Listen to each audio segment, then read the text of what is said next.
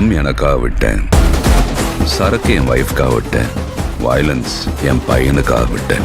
தமிழ்நாட்டை பொறுத்தவரையும் ஒரு தாறுமாறான வசூல அட்வான்ஸ் புக்கிங்ல முன்பதிவிலே இந்த படம் வந்து கல் பண்ணிருக்காங்க குட் பேட் அக்லி. ஸோ இதுவரையும் தமிழ்நாட்டில் இந்த படம் வந்து எவ்வளோ அட்வான்ஸ் புக்கிங் வந்திருக்கு. அதே நேரத்தில் மற்ற ஸ்டேட்ஸ்ல கர்நாடகாவில், ஆந்திரா, தெலுங்கானால, கேரளாவில், ரெஸ்ட் ஆஃப் இந்தியாவில் எப்படி வந்திருக்கு, ஓவர்சீஸ்ல சில பிரச்சனைகளும் இருக்கு அப்படின்னு சொல்றாங்க. அதை தாண்டி எப்படி பெர்ஃபார்ம் பண்ணியிருக்கு அப்படிங்கிறத இந்த வீடியோல ரொம்ப தெளிவாக பார்ப்போம். ஸோ குட் பேட் அக்லி நாளை கழிச்சு ரிலீஸ் ஆக போற படத்துக்கு இன்னும் ஒரு நாள் கேப் இருக்கு. அதுக்குள்ள இந்த படம் அட்வான்ஸ் புக்கிங்ல டே 1க்காக எவ்வளவு கலெக்ட் பண்ணி வச்சிருக்கு அப்படிங்கிறத பார்ப்போம். உண்மையிலேயே ஒரு சூப்பரான நம்பரை தான் கலெக்ட் பண்ணி வச்சிருக்கு. அது மட்டும் இல்லாம வீரதீர சூரன் நேத்து கலெக்ஷன், அதே மாதிரியே L2 எம்புரான், சிக்கந்தர், இந்த படங்களோட வசூலையும் பார்க்க போறோம். இன்னும் சில படங்களோட வசூல், அப்புறம் இதே 10ஆம் தேதி ரிலீஸ் ஆக போற பசூக்கா, அப்புறம் ஜாட், இந்த 2 படங்களோட அட்வான்ஸ் புக்கிங் எப்படி இருக்கு அப்படிங்கிறதையும் பார்ப்போம். ஸோ வாங்க வீடியோக்குள்ள போகலாம். அதுக்கு முன்னாடி ப்ளூ தக்காளி யூடியூப் சேனலை சப்ஸ்கிரைப் பண்ணாமல் பார்த்துட்டு இருக்கீங்க அப்படின்னா அதை பண்ணிக்கோங்க. ஏன்னா நிறைய பேர் அனாலிட்டிக்ஸ்ல பார்க்கும்போது சப்ஸ்கிரைப் பண்ணாம வீடியோவை பார்த்துட்டு இருக்கீங்க, தொடர்ந்து பார்க்குறீங்க. ஸோ ஒரு வீடியோ பார்த்துட்டு போறவங்களா தான் நான் சொல்ல மாட்டேன், தொடர்ந்து பார்க்குறவங்களே சப்ஸ்கிரைப் பண்ணாமல் பார்த்துட்டு இருக்கீங்க. ஸோ அதை சப்ஸ்கிரைப் பண்ணிட்டு பாருங்க, அப்புறம் வீடியோவுக்கு ஒரு லைக்கை போட்டுருங்க. வாங்க வீடியோக்குள்ள போகலாம்.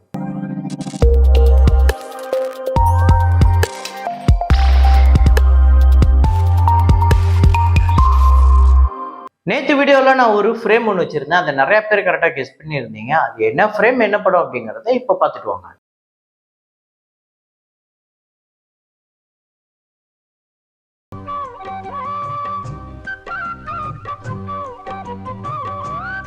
ஆமாங்க, கேளடி கண்மணி அப்படிங்கிற படத்துல மண்ணில் இந்த காதல் நன்றி அந்த பாட்டுல வரக்கூடிய ஃப்ரேம் தான். இதை கரெக்டா கெஸ் பண்ண முதல் 5 பேரு வடிவேல் வடி, கார்த்திக் 28, அன்வர் பாட்சா, ரியாஸ்தீன், அப்புறம் சுதாகர், ஏபிஜி மெக்காரனா அப்படிங்கிறவங்க, இந்த 5 பேர் தான் முதல்ல கரெக்டா கெஸ் பண்ணிருக்காங்க. இன்னைக்கு ஒரு ஃப்ரேம் ஒன்று வச்சிருக்கேன், அது என்ன ஃப்ரேம், என்ன படம் அப்படிங்கிறத கெஸ் பண்ணுங்க, கமெண்ட்ல போடுங்க.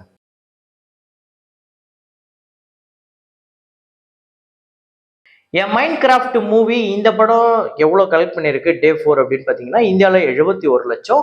டோட்டலாக இந்த படம் 6 கோடியே 60 லட்சம் வந்து வசூல் பண்ணியிருக்கு. வேர்ல்டு வைடு $313 மில்லியன், 2700 கோடி கிட்ட வருது. Budget $150 million.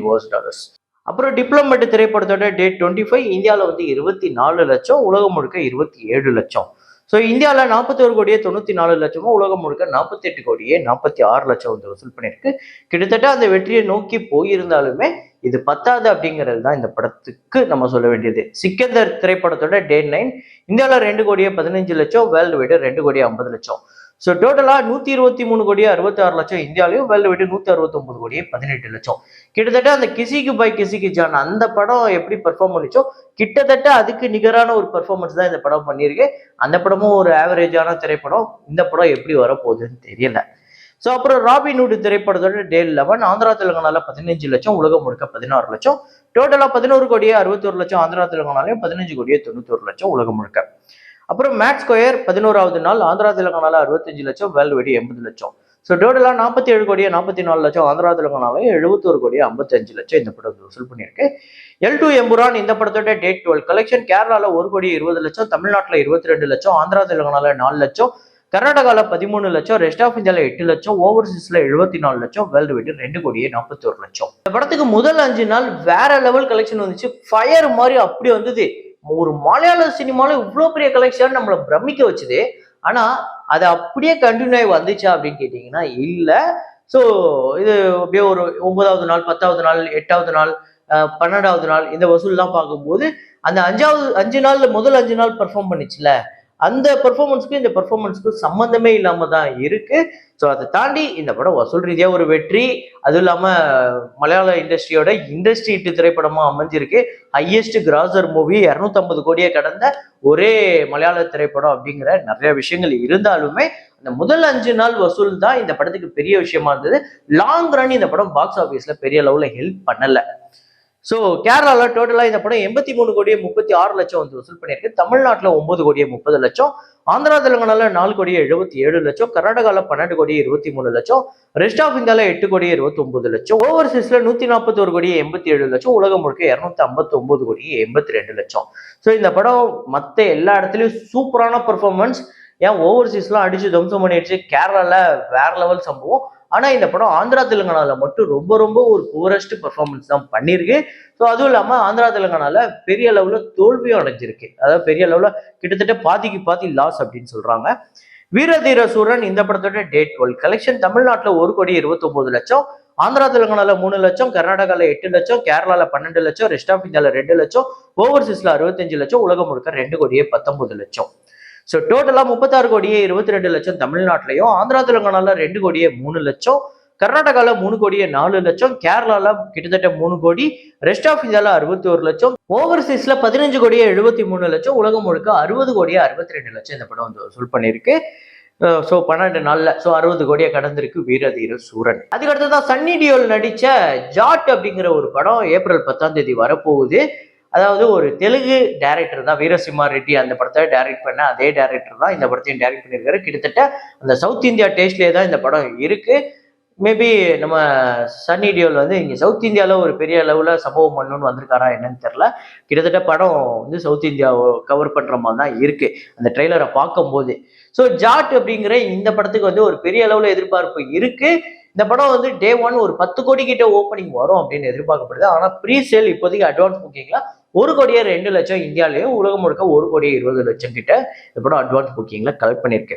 அப்புறம் மம்முட்டி அவர்களோட பசூகா திரைப்படம் அதுவுமே 10 வரப்போகுது. கேரளால 67 லட்சம் வந்து அட்வான்ஸ் புக்கிங் வந்திருக்கு, உலகம் முழுக்க 92 லட்சம். ஸோ ரொம்ப அப்படியே ஆச்சு பூச்சுன்னு இல்லை கலெக்ஷன் இந்த 2 படத்துக்குமே. ஆனால் குட் பேட் அக்லி அப்படி கிடையாது, வேற லெவல் கலெக்ஷன் எடுத்திருக்கு. முக்கியமா தமிழ்நாட்டில் இந்த படம் ஒரு பெரிய நம்பரை கலெக்ட் பண்ணியிருக்கு. 13,08,00,000 இப்பவே அட்வான்ஸ் புக்கிங்ல கலெக்ட் பண்ணியிருக்கு. கிட்டத்தட்ட இந்த நம்பர் வந்து இதுக்கு முன்னாடி நம்ம சொன்ன பெரிய ஓப்பனிங் இருக்கக்கூடிய, அதாவது தமிழ்நாட்டில் கிட்டத்தட்ட 25+ crore ஓப்பன் பண்ண படங்களுக்கு நம்ம சொல்லுவோம்ல அட்வான்ஸ் புக்கிங் கலெக்ஷன், அந்த மாதிரி தமிழ்நாட்டுக்கு வந்திருக்கு. ஸோ மோஸ்ட்லி 30 crore கிட்ட இந்த படம் டே 1 வரதுக்கு வாய்ப்பு இருக்கு அப்படிங்கிற மாதிரி ஒரு டாக்கும் அடிப்படுது. ஆந்திரா தெலுங்கானால 25 லட்சம் இப்பதான் ஓப்பன் பண்ணி சில இடங்கள்ல போயிருக்கு.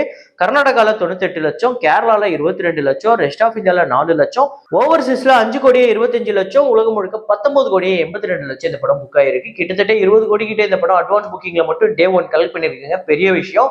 ஸோ ஓப்பனிங் மட்டுமே இந்த படத்துக்கு பெரிய அளவுல வரும் அப்படின்னு சொல்லப்படுது. அதாவது அஜித் அவர்களோட கெரியர் பெஸ்டா இந்த படம் இருக்கிறதுக்கு வாய்ப்பு இருக்கு அப்படின்னு சொல்றாங்க. அதை தாண்டி இந்த படம் தமிழ்நாட்டுல வேற லெவல் கலெக்ஷன் எடுத்திருக்கு. ஓவர்சீஸ்ல சூப்பரான நம்பர் எடுத்திருக்கு அப்படின்னு கேட்டா நல்ல நம்பர் எடுத்திருக்கு.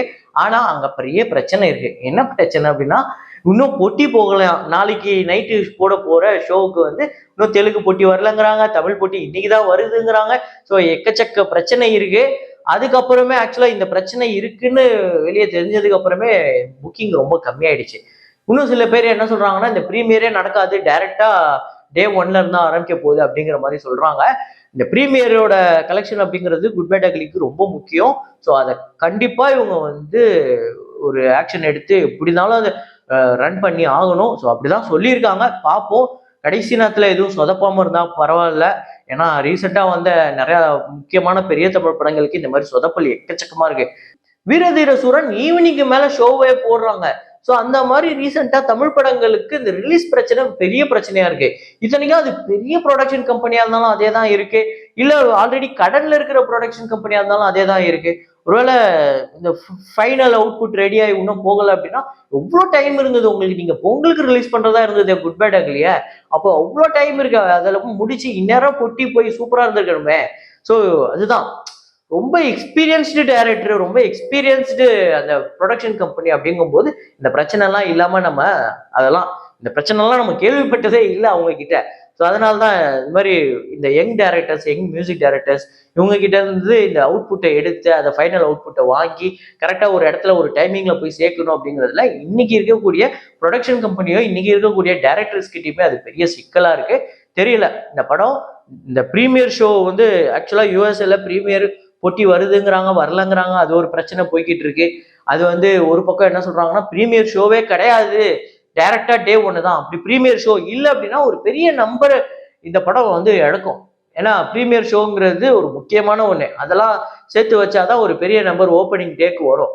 அது மட்டும் இல்லாம இங்கேயே மதுரையில வந்து ஃபர்ஸ்ட் ஷோ கிடையாதுங்கிறாங்க, இங்கேயே சென்னையில நிறைய தியேட்டர்ல ஓப்பன் ஆகலன்னு சொல்றாங்க. முக்கியமான டெரிட்டரியா இருக்கக்கூடிய மலேசியாலலாம் இந்த படம் வந்து இன்னும் புக்கிங் ஓபன் பண்ணப்படலைன்னு சொல்றாங்க. கர்நாடகால காலைல அதிகாலை காட்சி இல்லைன்னு சொல்றாங்க. ஸோ இவ்வளோ பிரச்சனை இந்த படத்துக்கு ஏன் இப்போ ரிலீஸ் டைம்ல இருக்கு, இதெல்லாம் முன்கூட்டியே சரி பண்ணக்கூடாதா அப்படிங்கிற ஒரு ஆதங்கத்தை தான் ஒரு 4-5 நாளா நான் சொல்லிக்கிட்டு இருக்கேன். அப்போ வந்து என்னை திட்டிட்டு உனக்கு அஜித் சார்னா பிடிக்காது, அதனால நீ அப்படித்தான்டா பண்ணுவ அப்படின்னு.